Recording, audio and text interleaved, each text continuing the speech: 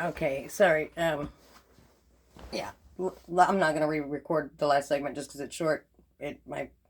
Somebody messaged me and messed up. So Academia, entertainment, part three. even religious institutions. Gramsci understands that you have to do this culturally.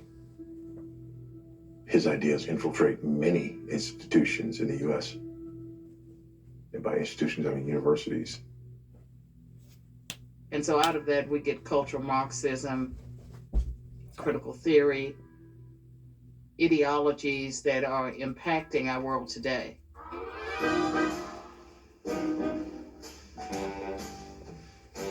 Looking back on it now, it seems as though everywhere in that year of 1913, barriers went down and people reached each other who had never been touched before.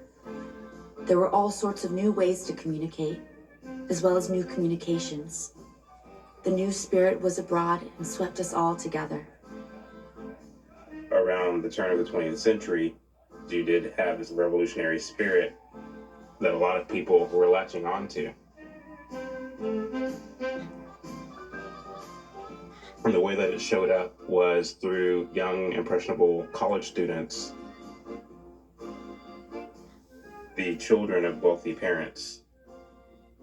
It had the same kind of social composition that would in later years characterize many radical groups in which the youthful offspring of privilege called themselves the proletariat.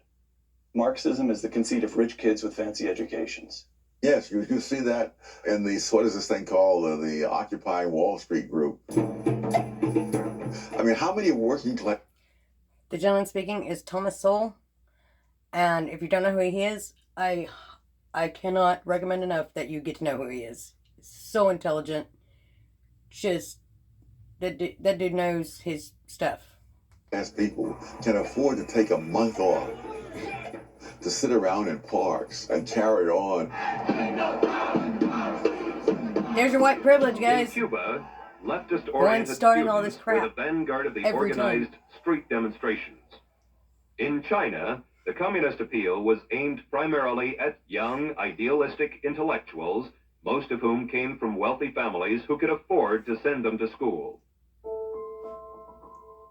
A lot of the young students around this time, they felt the fire of Karl Marx and carried that sentiment. You just have to understand the spirit of the age. Marx is doing the science of economics. Freud, the science of psychology. Darwin is operating within the realm of biology, operating against the biblical narrative of God as...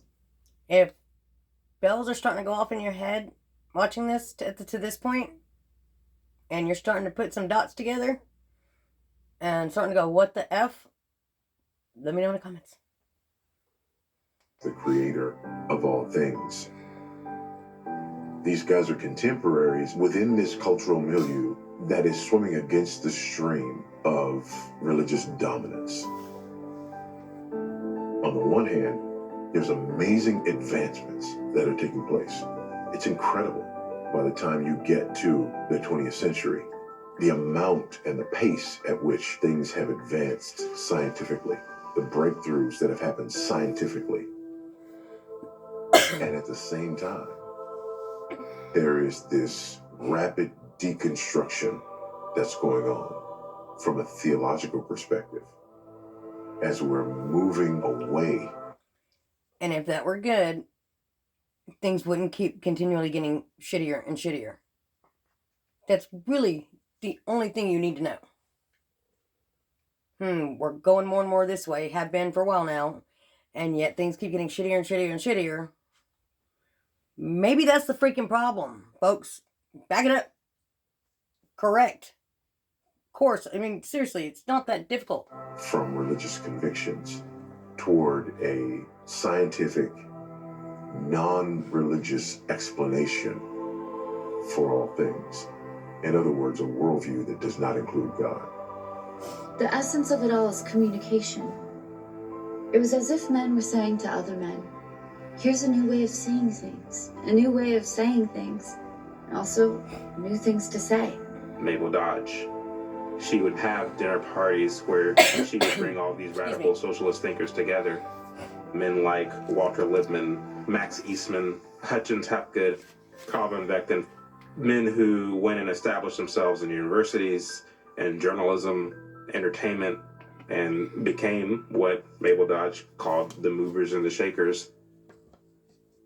They began to infiltrate those institutions, starting with education. John Dewey. The world is moving at a tremendous rate. No one knows where. We must prepare our children not for the world of the past, not for our world, but for their world, the world of the future. No, I mean, anybody who says, like, okay, the whole Make America Great Again thing, when was America ever great? You know, all this and that, eat a dick. You're full of crap. You clearly never had real hardships, or you wouldn't say stupid shit like that. And no, not getting your way on something, or having your feelings hurt and being triggered, that does not count.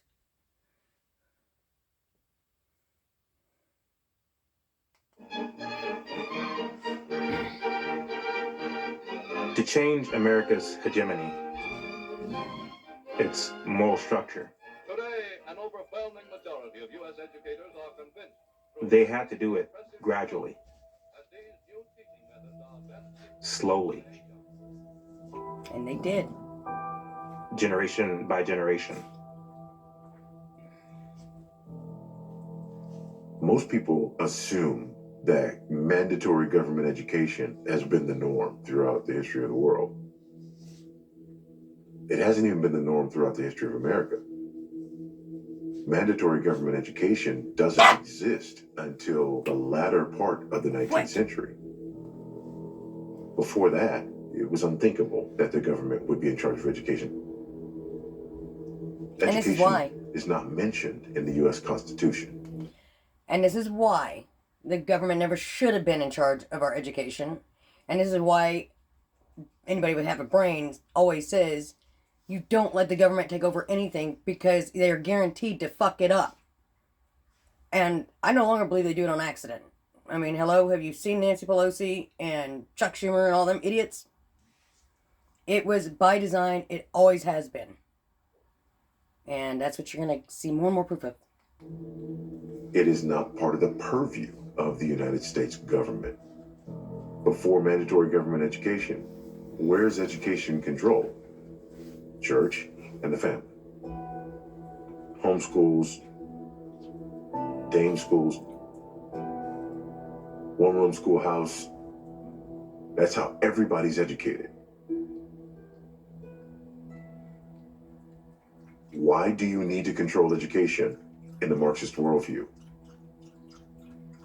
To supplant Christianity and to replace it with secularism.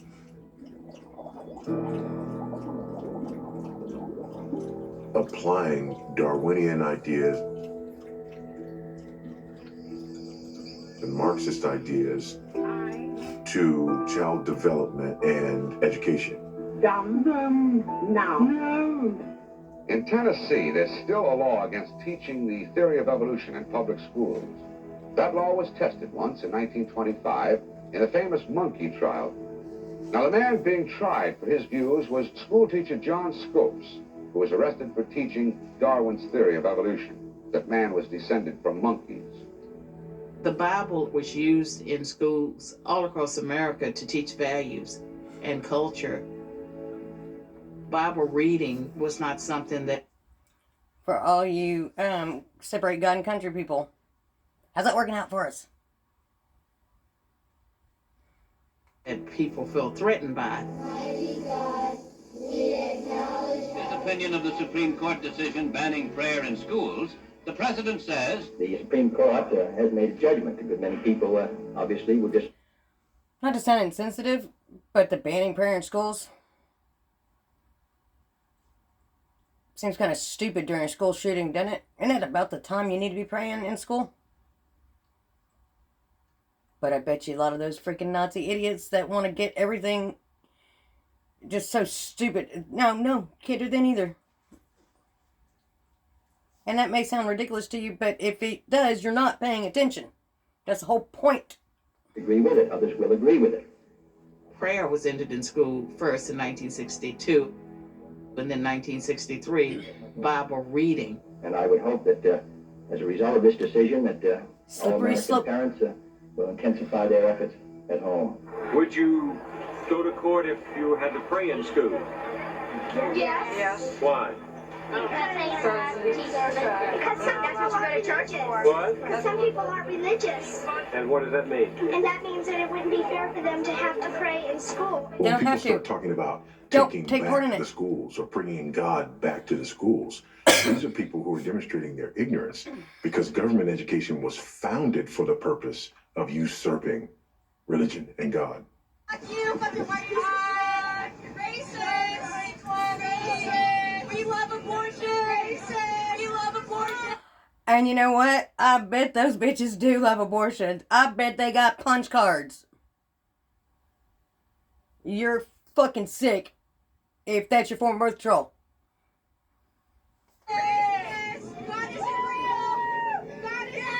As those children become adults, So stupid.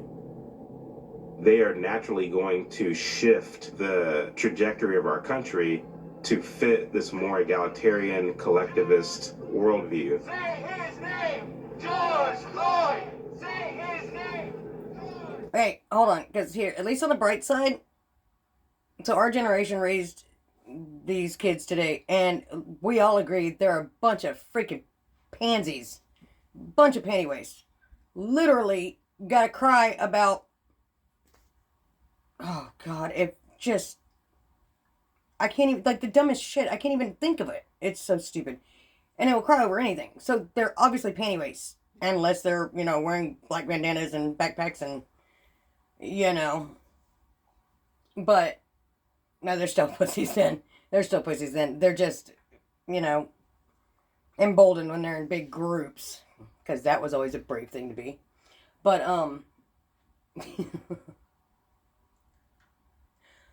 our generation was a little tougher. I mean, we just are. A lot tougher. A lot tougher.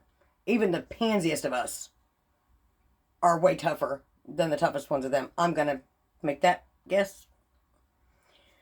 Because we don't need safe spaces or coloring books whenever we don't like what somebody says to us. Especially when it's a fact that we just don't want to accept. So, yeah, I'm going to say if they can't handle that, they probably can't take a foot up their ass. So all we need to do is just nut the fuck up and do what we should have done a long time ago, which is bust their asses. We're seeing the outworkings. We're seeing the fruit of this ideology, and it's doing what it was designed to do.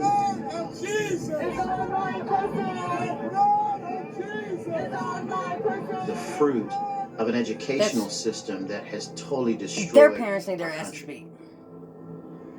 You're seeing the impact of Marxian ideas, the impact of secular humanism in the schools. Mm-hmm. Ideological subversion, that is a phrase that I'm afraid some Americans don't fully understand. Slippery slope. When the Soviets used the phrase ideological subversion, what do they mean by it? Ideological subversion is to change the perception of reality of every American to such an extent that despite of the abundance of information, no one is able to come to sensible conclusions in the interest of defending themselves, their families, their community, and their country. Pay attention. It's a great brainwashing process which goes very slow. It takes from 15 to 20 years to demoralize a nation. Marxism. Anybody else feel demoralized as a nation? Ideology is being pumped into the soft heads of at least 3 generations of American students without being challenged or counterbalanced by the basic values of Americanism And you can see it quite clearly. The influence of Marxist-Leninist ideas in the United States is absolutely fantastic. The demoralization process in the United States is basically completed already. The result you can see. Most of the people who graduated in the 60s, dropouts or half-baked intellectuals, are now occupying the positions of power in the government, civil service, business, mass media, educational system. You are stuck with them. You cannot get rid of them. They are contaminated. They are programmed to think and react to certain stimuli in a certain pattern. Not even Comrade Andropov and all his experts would even dream of such a tremendous success. A person who was demoralized is unable to assess true information. The facts tell nothing to him. Even if I shower him with authentic proof, with documents, with pictures. Trigger warning. Even if I take him by force to the Soviet Union and show him concentration camp, he will refuse to believe it. When the military... No, because he'll think the Nazi is a guy next door that wants to be able to have his gun and his flag. Because this generation is that freaking brainwashed and stupid that that's the Nazi. Not the actual ones. crashes his balls, then he will understand. Most of the American politicians, media, and educational system trains another generation of people who think they are living at a peacetime.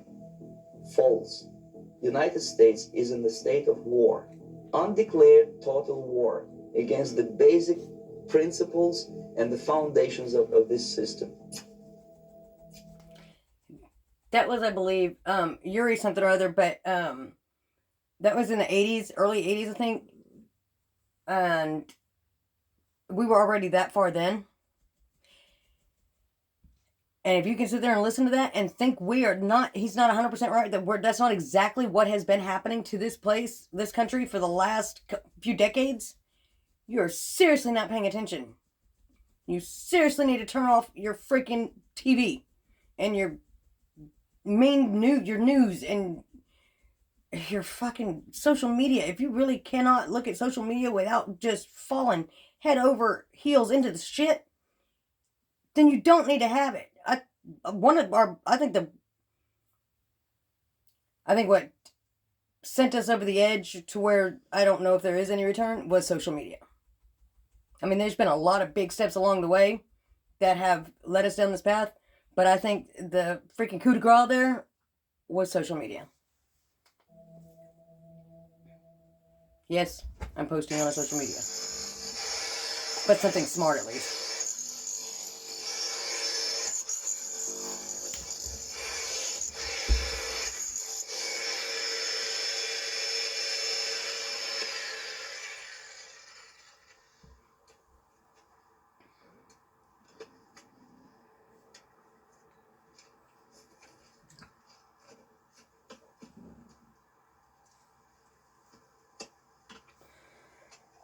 I was born in 1990.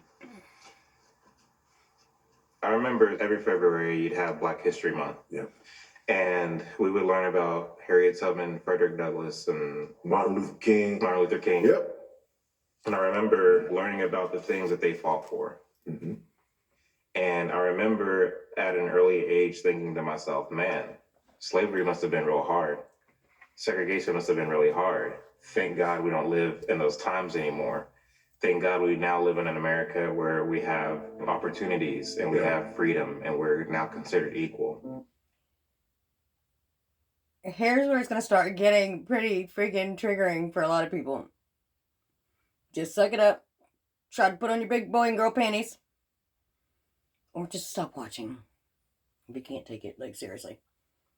I, Barack Hussein Obama, do solemnly swear. When I graduated high school, that's when Obama became president.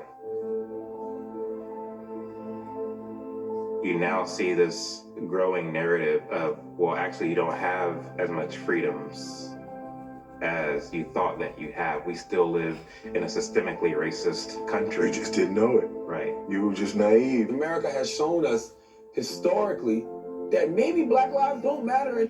Anybody who unironically calls themselves a god, the god, probably not the best person to be listening to. Just saying. This country. It's amazing to me why we keep loving this country, and this country does not love us back. When I leave my home for a jog. Okay, I'm going to really piss some people off right now.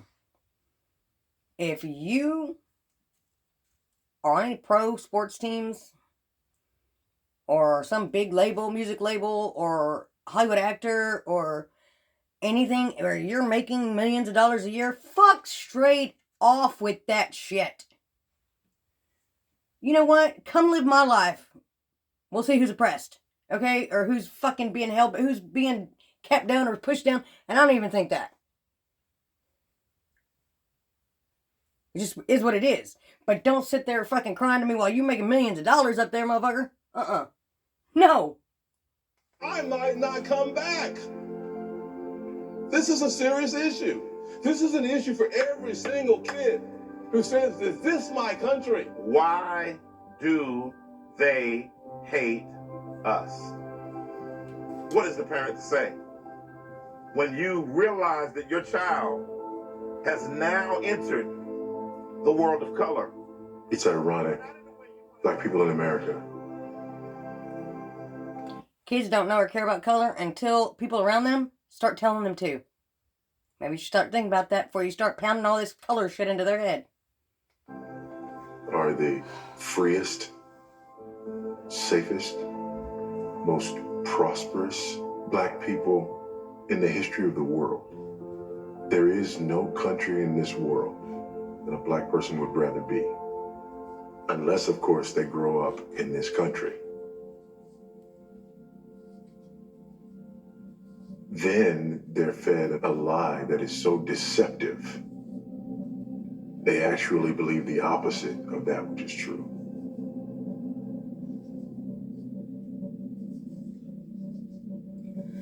The system in America was never built for black people because that system has never been changed. Those documents has never been altered. These things were made back in the 1800s, and they. I'm gonna call bullshit. Documents were never altered. That's what amendments are.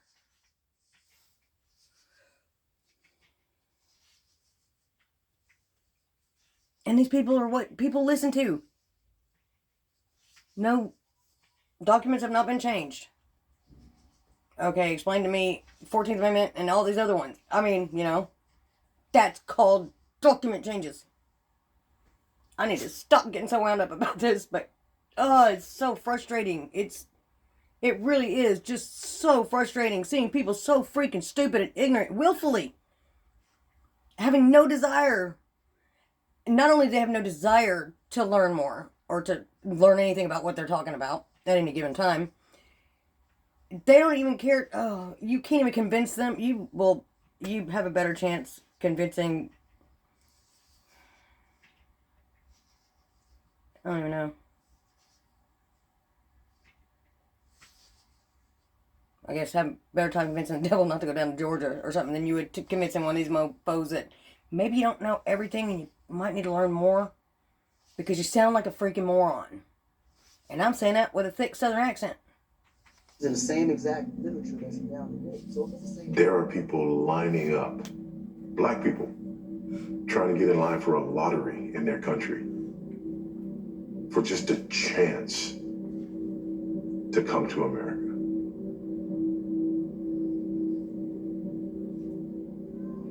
But if you hear many black Americans speak, you would think that this is a place, number one, that they shouldn't want to come to, but number two, that black people here should be fleeing from.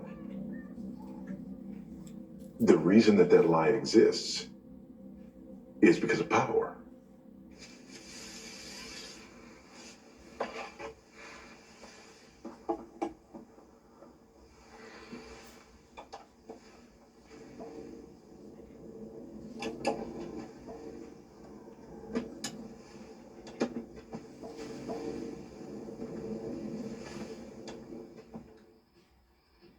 Manning Johnson was an American Negro who loved his country. And he loved it enough that he saw beyond Uncle Tom. A communist of stature within the international conspiracy, Manning Johnson had the strength to renounce communism. when he discovered for certain that its purpose was to use the Negro as a device to help commit all Americans of all colors to a slavery far worse than anything the pre-emancipation American Negro had ever experienced. We preserve the speech on this record for posterity, and we present it with malice toward none, but rather with the belief that had its wisdom and sheer logic reached enough Americans at the time the speech was made, the communists never could have succeeded in provoking the violence and insurrection we have unhappily witnessed. Now, Manning Johnson. Okay, I'm going to stop the segment there. Perfect spot. And I'll start the next one right away.